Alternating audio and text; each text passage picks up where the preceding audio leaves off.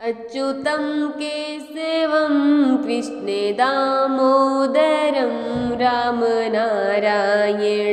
जानकीवल्लभम् अच्युतं केशवं कृष्णे दामोदरं रामनारायणं जानकीवल्लभम् कौन कहता है भगवान आते नहीं, कौन कहता है भगवान आते नहीं।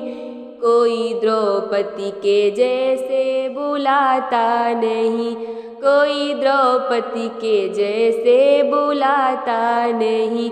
अच्युतं केशवं कृष्णे दामोदरं रामनारायणं जानकीवल्लभम् कौन कहता है भगवान खाते नहीं, कौन कहता है भगवान खाते नहीं। कोई सबरी के जैसे खिलाता नहीं, कोई सबरी के जैसे खिलाता नहीं।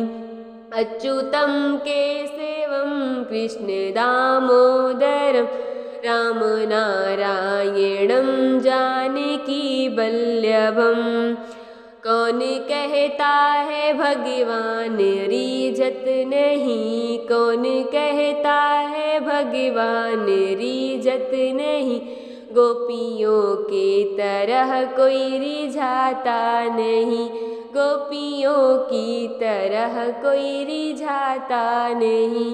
अच्युतं केशवं कृष्णे दामोदरं रामनारायणं जानकीवल्लभम् अच्युतं केशवं कृष्णे दामोदरं रामनारायणं जानकीवल्लभम्।